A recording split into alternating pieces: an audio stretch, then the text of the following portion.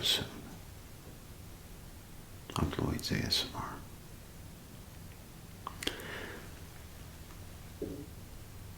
Today, I'd like to do something a little like what I did a while back with my Jurassic Park readings.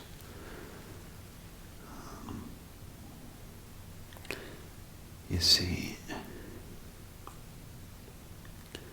when I brainstorm ideas for my channel, I like to consider and select projects that can appeal to as many people as possible and keep the content fresh as well. But I also like to maintain my own thing, my own brand, so to say, that you all know and enjoy, like my shops, Lloydville, etc.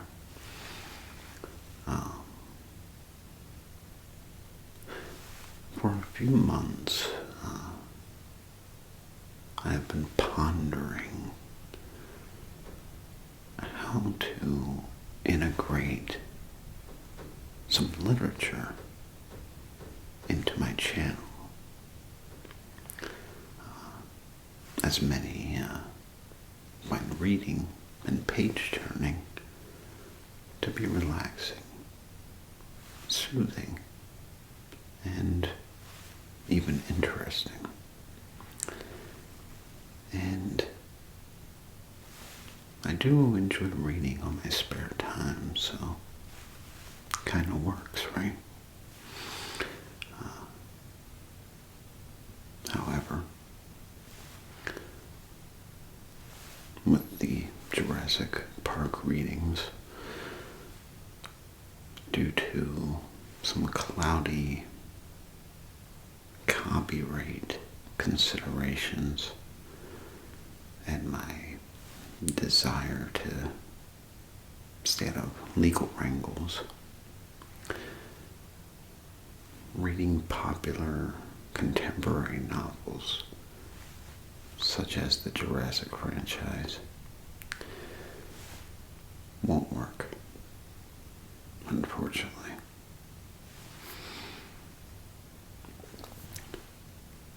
But recently,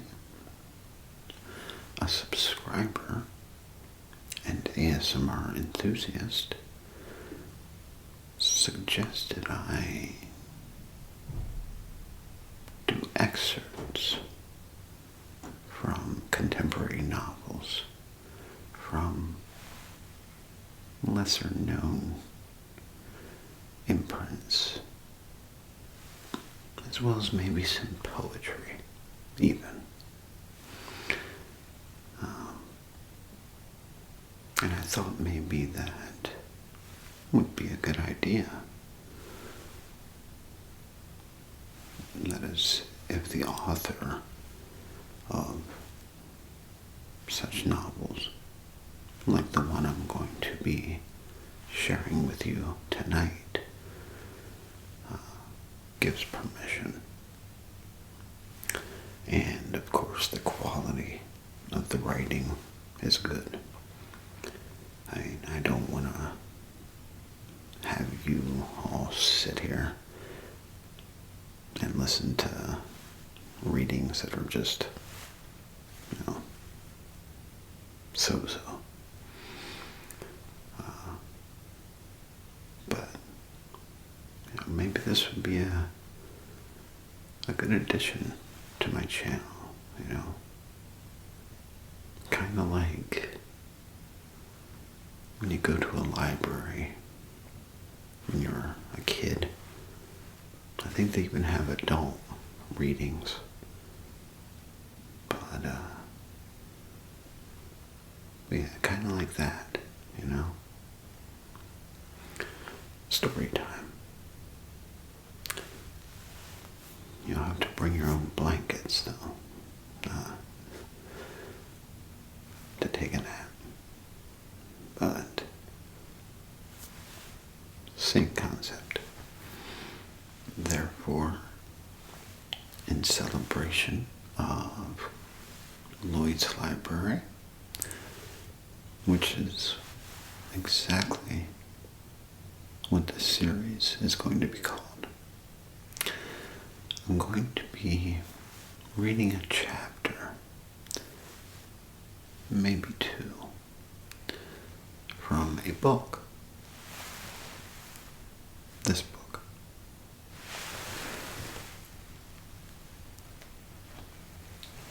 This book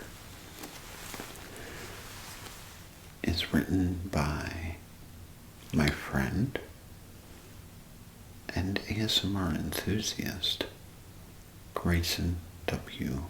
Hooper. The title of this book is Shadebringer. And it's a dark fantasy novel that follows the life and afterlife of a young U.S. soldier killed in the Vietnam War. I'm gonna warn you, this book is a fantasy, but it is intense.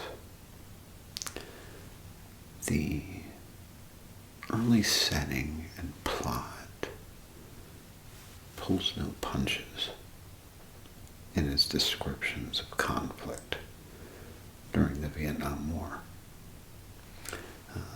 The author himself, a soldier, put significant research and care into writing these sections and pays due respect to both U.S. soldiers as well as the Vietnam adversaries.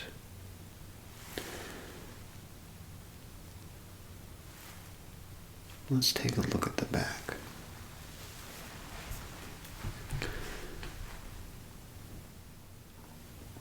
In the beginning, there's only Daedrina, and she dwelled in darkness.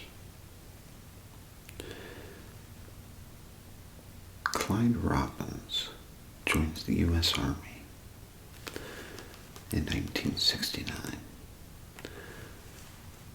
to find purpose in life, and quickly learns that in war,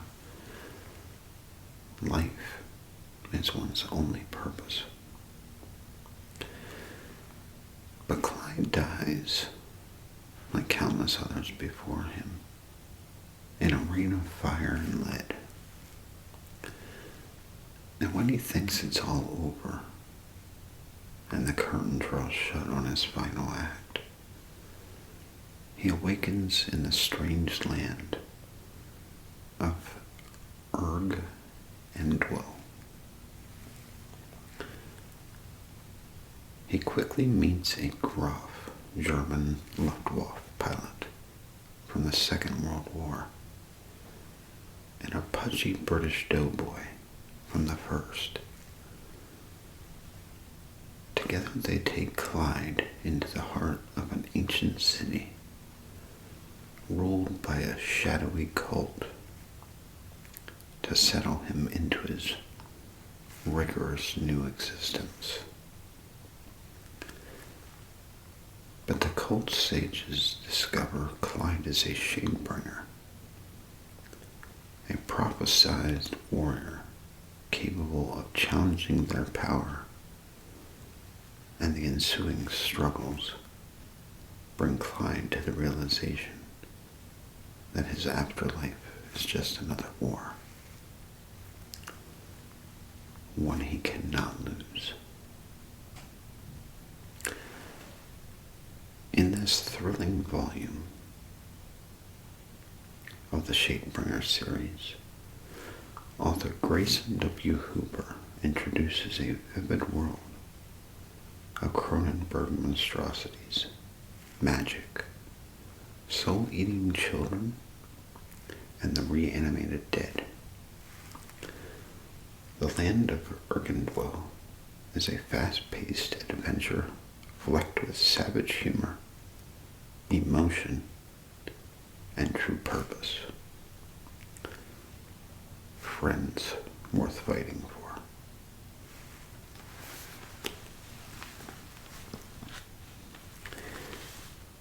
So, sounds like a very interesting book.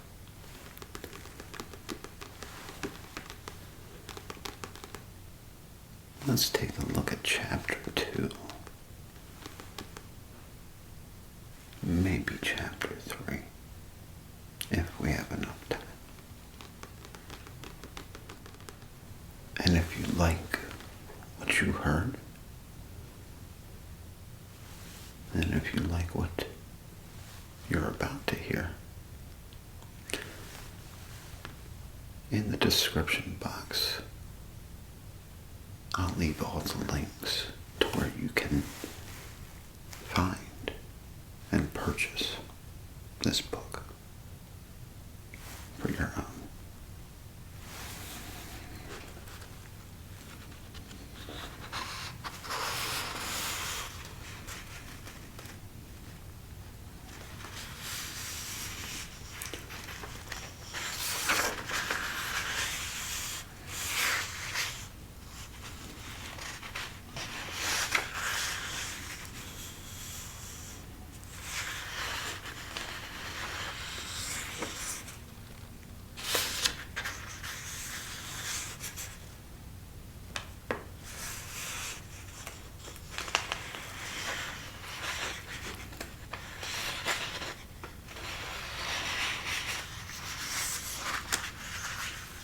Here we go.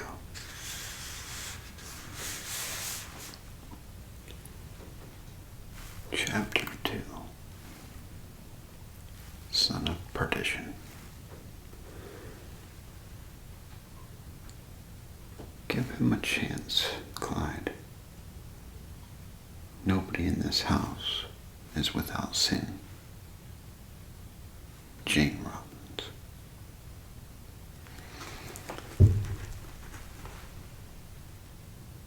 Lush hair, long legs, flowery dress, bare feet. She couldn't have been more than 16 years old. But she stood outside the base access point, giggling and flirting with the boyish military police who blocked her way into Long Beach. A veritable playground for the REMF types, rear echelon, who supported the ground pounders. Long Beach was behind the lines, ahead of the times, and crawling with gonorrhea. And it was my duty to check in before heading into the bulk of it all.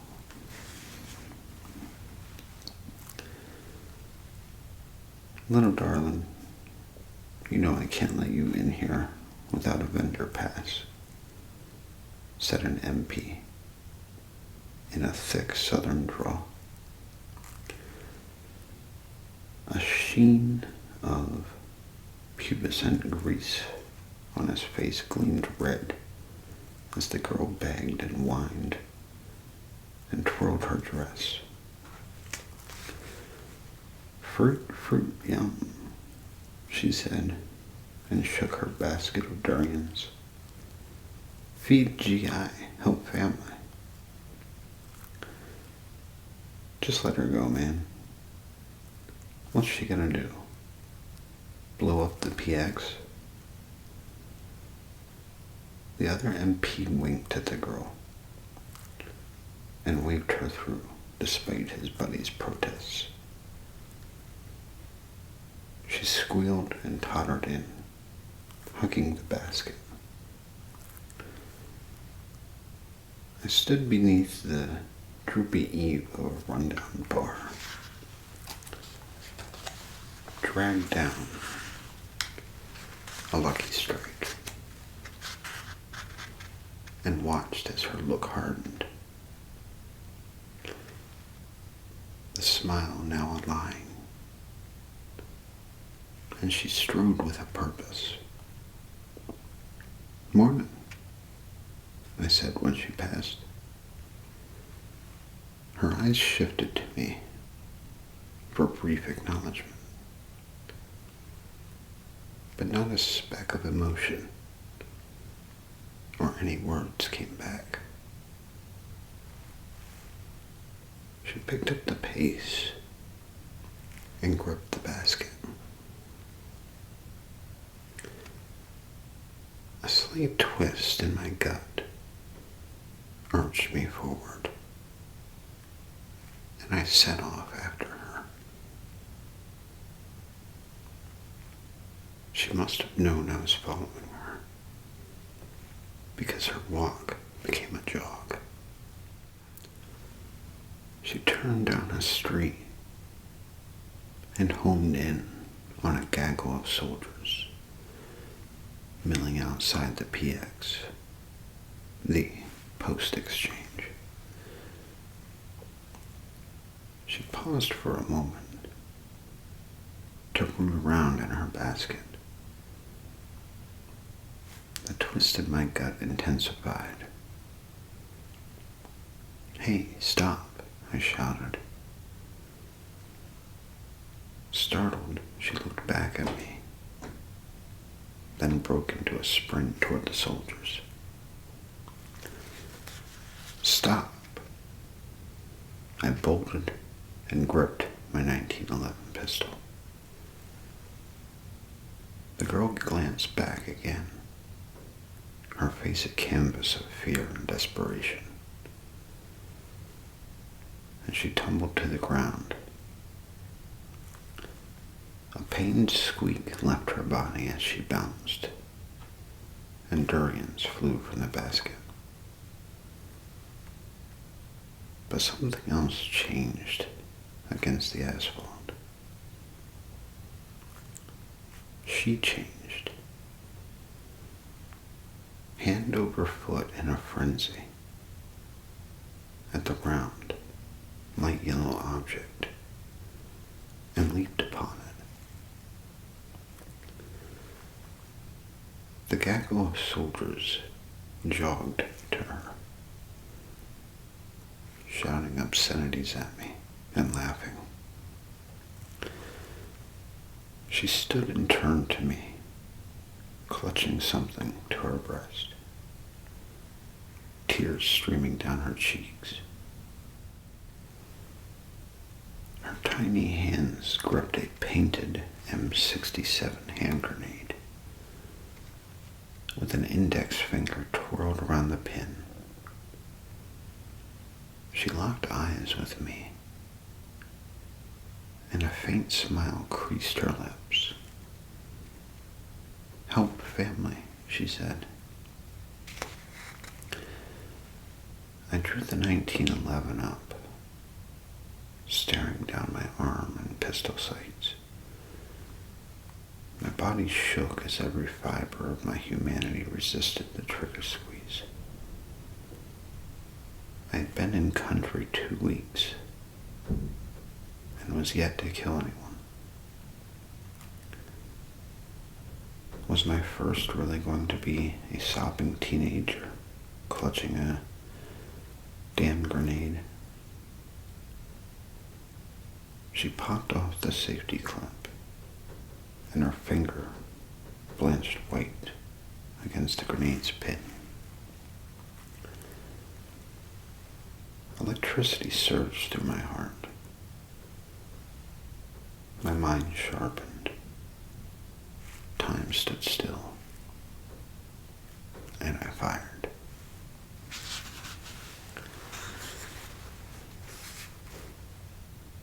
The act of killing wasn't natural, but it came quick, and definitely wasn't what I expected.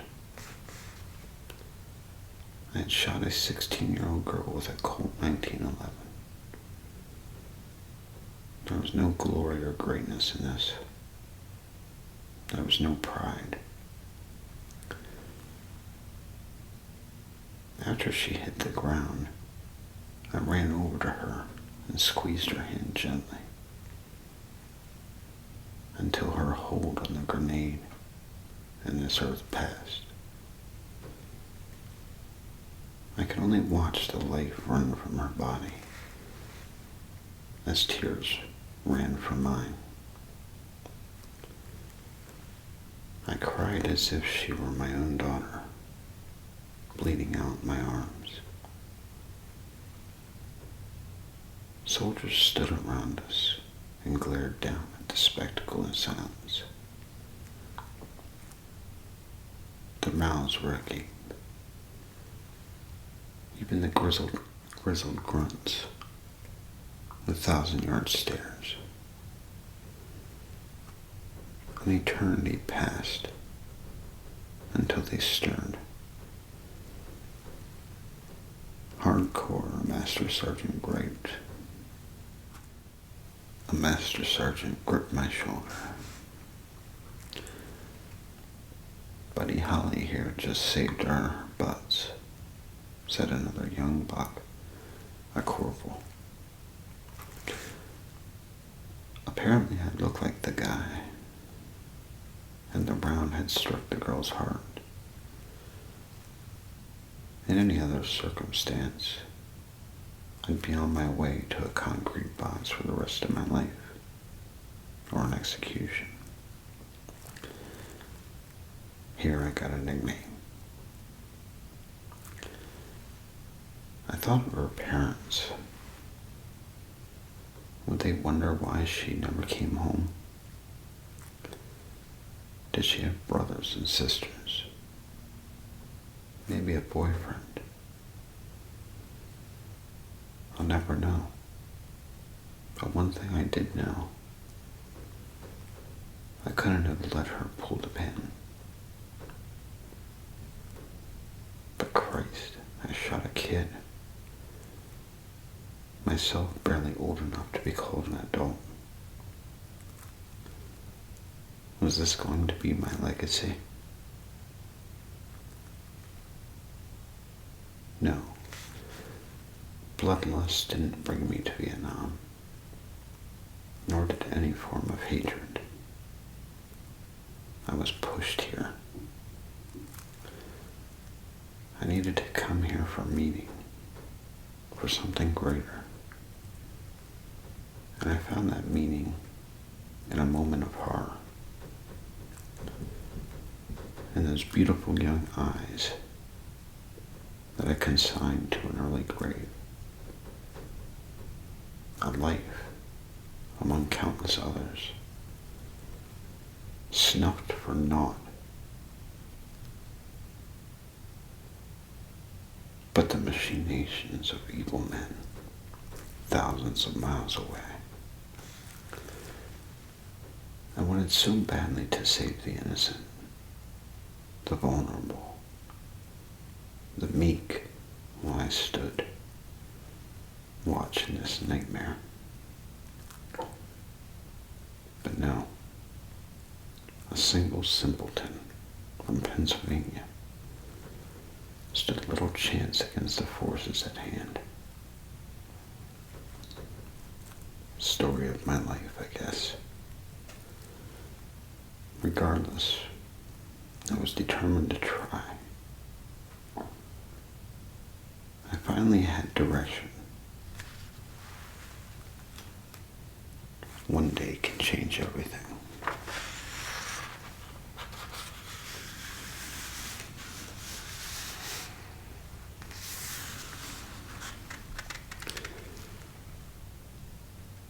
Give it here, I said, snatching the rifle away from the nameless runt who had seconds before been tugging at it.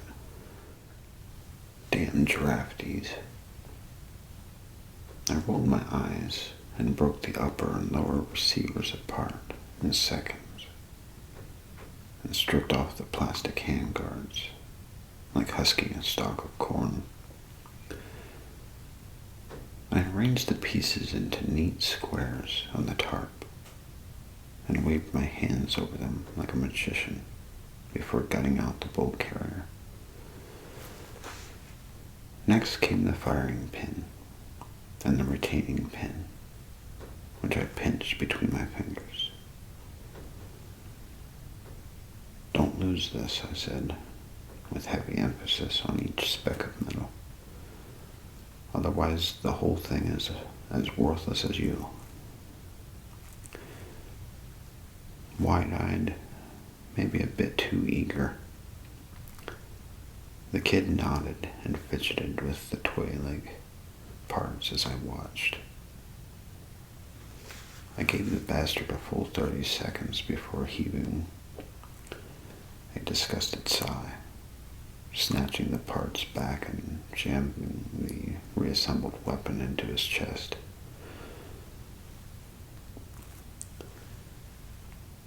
"Don't have time for this," I said under my breath. But I couldn't abandon the boy to his ignorance. I looked down at him with a hard stare. "Keep it clean, keep it neat, keep practicing. You didn't come here to die, because you can't care for your weapon. You came here to kill." With a slap to the boy's shoulder, I waved him away and moved to a new area of the hooch where another group sat waiting. "This here's the pig," I said, and ran my hand over the barrel of the M60. My voice swelled with pride, and it carried the soldiers under my command. I could tell by the tight spines, and the thought made me smirk. The pig's a high-quality killing machine, well worth humping its fat bulk around for the nasty son of a gun lucky enough to kill with it. A sea of blank faces stared back when I offered a lucky grunt the opportunity to pull it apart. Silence. Eyes darted away like frightened puppies. Okay, screw it. I scored the sea of ugly mugs and pointed at a private. The kid had something to him. Maybe an innocence that put a sickly unease in the pit of my stomach. His eyes were green, bright but mournful, set in a face of such youth that I wondered if he had faked his enlistment age. Boys playing at war.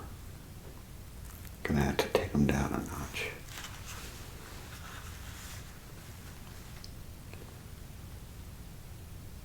Show me how you break it down and reassemble it. The young soldier nodded and maneuvered over the iron and wood device. Every movement was perfect. Every click and clang of its metal body had a purpose. And in less than 5 minutes, it was ready to kill. "Outstanding," I said, momentarily impressed. "Private Thibodeaux, eh? What's your human name?" "Claude, Sergeant," said the private as he stood from the weapon. "Well, Private Claude Thibodeaux, where are you from?" as if I had to ask. Louisiana, Sergeant. Well, hot damn. We got us a Bayou boy right here. Some soldiers glared at him with envy, but the rest clearly wanted to imitate his success.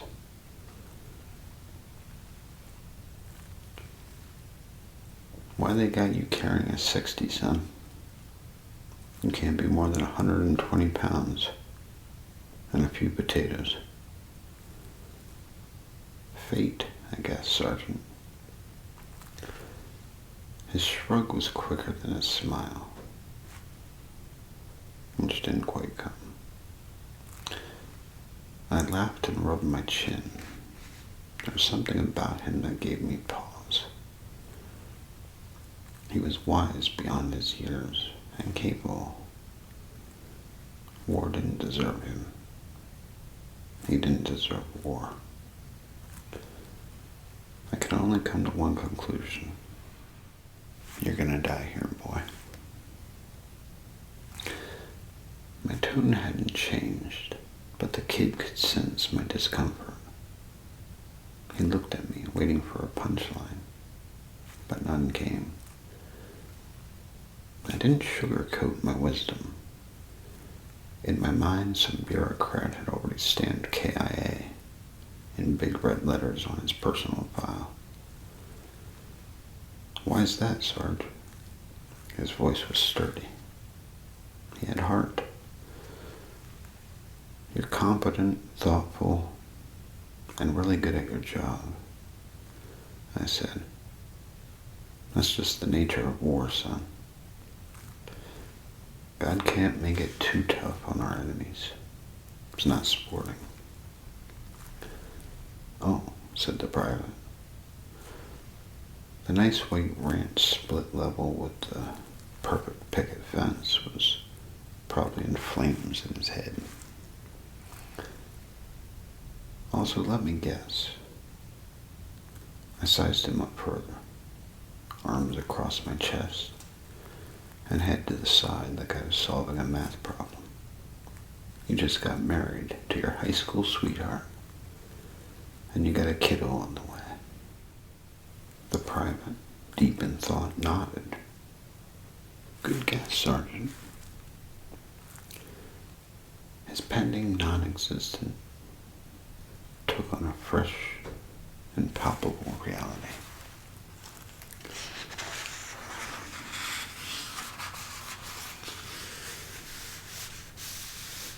I wondered how his bastard-to-be would throw a baseball alone.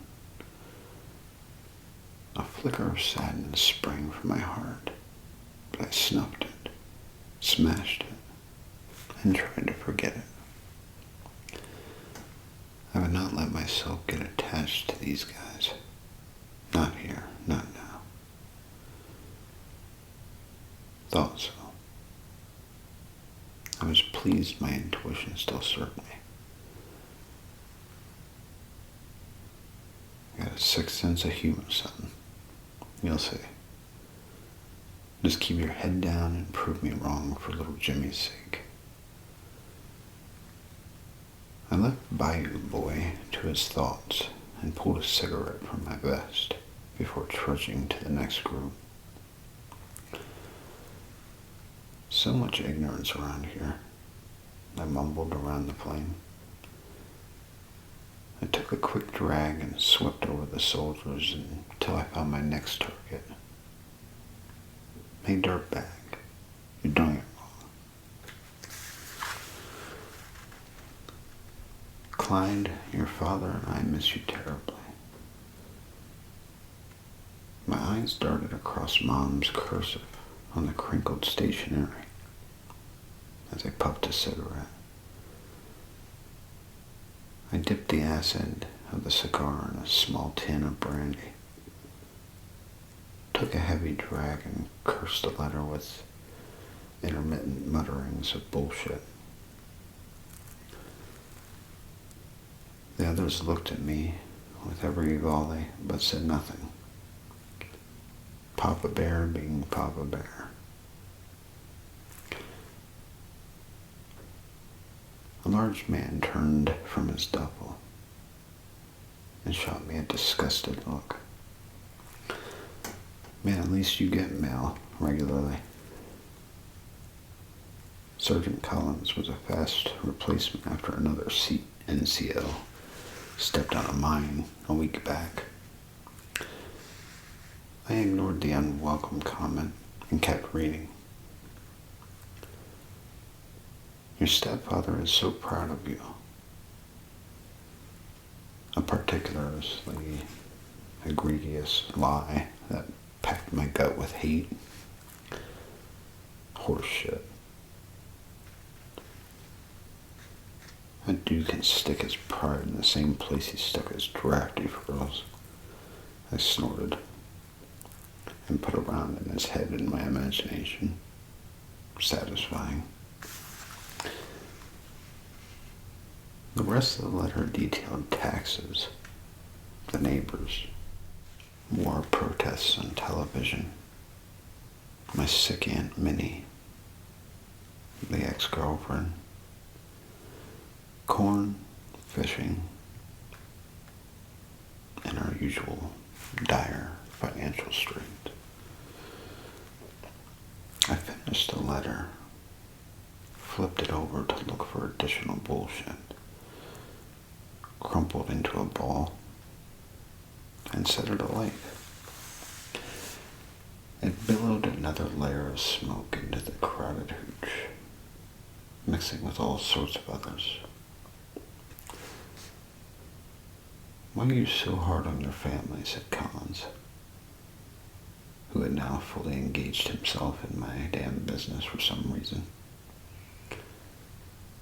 Because my mother's an idiot, and my stepfather a coward, a druggie, and a liar. But that's not your concern, is it? Collins fell back on his cot and reread his own letters using the tip of a knife to mark each word. That's no way to talk about the woman who brought you into this world, he said. And my old man would beat my ass till I bled for things I hadn't done yet. So I don't know what your ass is complaining about. Things you hadn't done yet? I blew the letter's ashes out of my hand and cocked my head at him. His giant bloodshot eyeballs shifted to me. Yeah, he said only God could see all the bad shit I did. So Pops would beat my ass just in case he missed anything. A few soldiers laughed, but his words revolted me. Sounds like Pop is a bigger scumbag than some others. Collins' jaw bulged, and he set the stack of letters on his lap. Maybe if your real father had a little faith and stuck around, your confused mama wouldn't be some needle junkie who's obviously got your number. Something good. I stared hard at him, and he leveled the blade at me. Crimson crust lined the blood gutter of the weapon. It had been recently used, and used hard. Neither of us blinked as the other soldiers looked on. Clyde Robbins, Philadelphia, I said after the tense pause. He had pissed me off like no other, but he spoke a cold truth I couldn't help but respect. I reached out and shook the crusted blade like it was his hand, and spilled a few drops of my own blood. One good turn deserves another. Bernard Collins, he said, flashing a row of tobacco-stained teeth. Biloxi, Mississippi. Call me, Bernie. Fresh blood ran down the blade, and the thought of becoming blood brothers had the supreme misfortune of meeting Bernie in the dark. Made me smirk.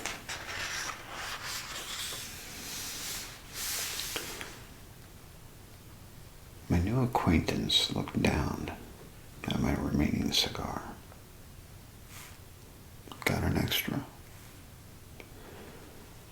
He licked his lips and pointed at the brandy. I nodded and removed a fresh cigar from my vest, dipped it in the sweet liquor, and handed it to him. From then on, we were all right. I would have even kept him as a friend if I wasn't so damn sure he was going to die.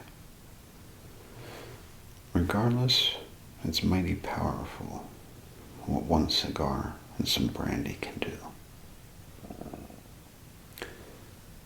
If only the assholes in Washington, D.C. and Ho Chi Minh City knew that.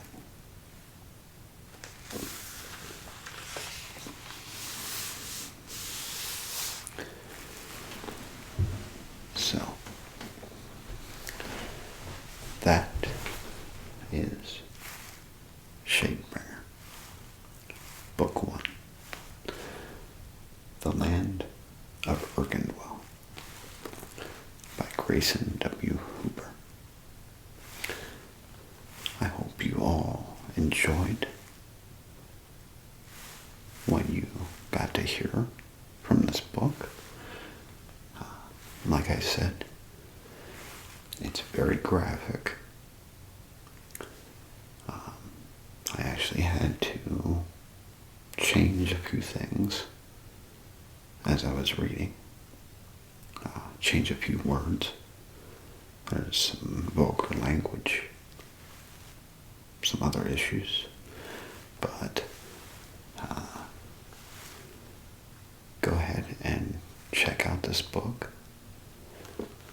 The links will be in the description below. I highly suggest it. It's a very, very good book. And I hope you also enjoyed this video. I'm looking forward to continuing this newly found series. And I hope you enjoyed it as well. Until next time, this is Lloyd's ASMR.